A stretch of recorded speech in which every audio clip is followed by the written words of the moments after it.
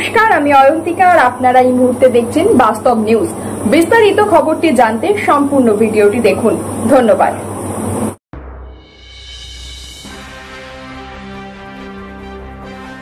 ঘরের মধ্যে এক হাঁটু জল থই থই করছে, সমস্যায় পড়েছেন বয়স্ক ব্যক্তিরা। অভিযোগ পৌরসভার দিকে পানীয় জলের সমস্যা। মঙ্গলবার রাত থেকে বৃষ্টি শুরু হয়েছে, বৃহস্পতিবারও সেই বৃষ্টি চলছে। বারুইপুর পৌরসভার বিভিন্ন ওয়ার্ডে এখনো জলমগ্ন হয়ে রয়েছে। বারুইপুর পৌরসভার 14 নম্বর ওয়ার্ড ও বারুইপুর মাদারহাট গ্রাম পঞ্চায়েতের এলাকার বা মাদারহাট পপুলার একাডেমি স্কুলের সামনে এখনো হাঁটু পর্যন্ত জল জমে রয়েছে। স্কুলের স্টুডেন্ট ও সাধারণ মানুষ যাতায়াতে খুবই অসুবিধার মধ্যে পড়েছে। বারুইপুর পৌরসভা 11 নম্বর ওয়ার্ডে বিভিন্ন জায়গায় জল জমে রয়েছে।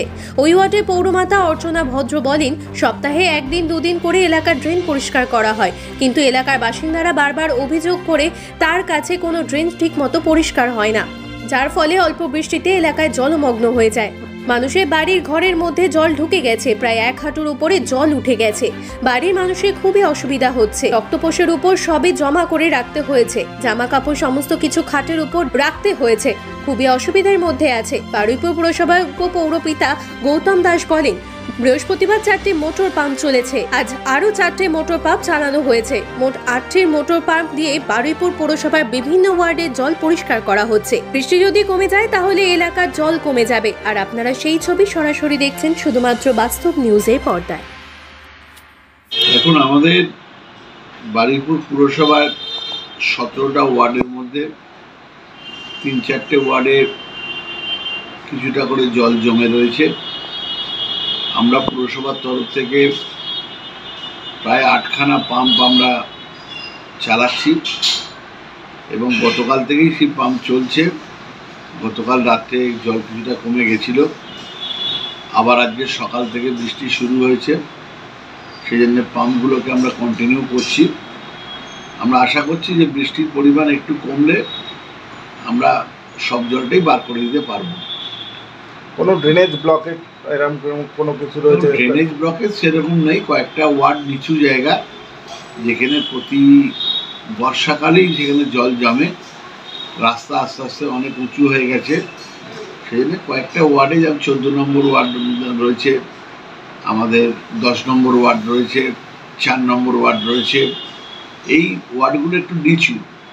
আমাদের যে সমস্ত ওয়ার্ডগুলো, যে 12, 1, 17 এইসব ওয়ার্ডের চাইতে ওই ওয়ার্ডগুলো নিচু হওয়ার জন্য জলটা জমছে।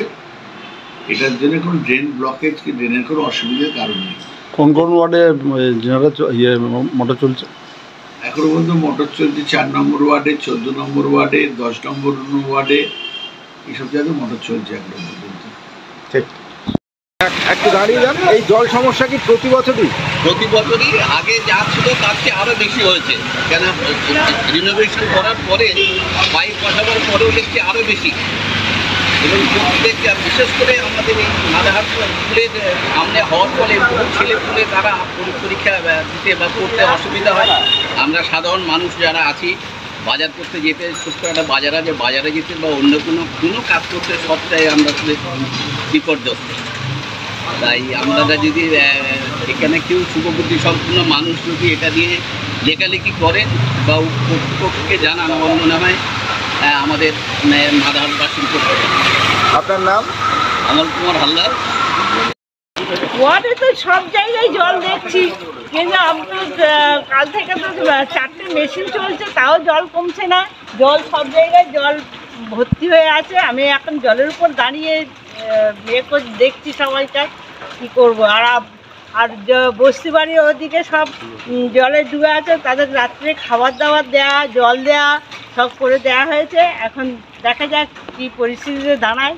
প্রতি বছর এই সমস্যাটা হচ্ছে? তো বছরের সমস্যা হচ্ছে, রেল যদি লাইনের তলা দিয়ে ড্রেন করে তাহলে জলটার সমস্যাটা মিটবে, নাহলে তো মেটার কোনো নেই। সব জায়গাতে জলে ভর্তি হয়ে আছে। ড্রেনও ঠিকঠাক মতো পরিষ্কার হয় না। আপনার সামনেই বললো যে সপ্তাহে একদিনও ড্রেন পরিষ্কার হয়, আবার সব ড্রেন পরিষ্কার করে দিয়ে চলে যায়, পরক্ষণে সবাই প্লাস্টিক ফেলে বোতল ফেলে ভর্তি করে দেয়। তাহলে এরা কি করতে পারে? এরা সবসময় পরিষ্কার করে। আমি তো সবসময় ফোন করে এদেরকে বলছি এরা পরিষ্কার করছে, কিন্তু কিছু করার নেই। এরা যারা মানুষ যদি না সচেতন হয় তাহলে আমরা আর কি করব বলুন। দিদির নাম কি? আমার নাম অর্চনা ভদ্র, আমি 11 নম্বর ওয়ার্ডের। একটু বেশি বৃষ্টি হলে বৃষ্টি হলে এইরকমই হয়, তবে এত হয় না, গত বছর হয়নি, এবছরই এতটা মানে বৃষ্টির জল ঢুকে এরকম ক্ষতি হয়ে গেছে ঘরে। আপনার ঘর বা ঘরের মধ্যে তো এক হাঁটু জল। হ্যাঁ, কি সমস্যা কি হচ্ছে? সমস্যা হচ্ছে ড্রেন নিয়মিত পরিষ্কার হয় না, আর জল তার জন্য আটকে যাচ্ছে। নিকাশি ব্যবস্থা সেটা আমরা চাইছি, নিকাশি ব্যবস্থা ভালো হোক, আর এইরকম জলের যন্ত্রণা আমাদের ভুগতে না হয়। বাড়ির কি অবস্থা? বাড়ির অবস্থা তো দেখলেনি, খারাপই অবস্থা, অতটা জল জমে আছে, জিনিসপত্র সব ভিজে গেছে, আর আমাদের যন্ত্রণার শেষ নেই। রান্না বান্না কোথায় হচ্ছে? রান্না বান্না কোনো মতনে উপরে মানে নিচে নামতেও পারছি না, এমন অবস্থা। কি নাম আপনার? আমার নাম অসীমা মণ্ডল। সমস্ত খবর সবার আগে জানতে অবশ্যই বাস্তব নিউজ চ্যানেলটি follow, like, share and comment করতে ভুলবেন না। ধন্যবাদ।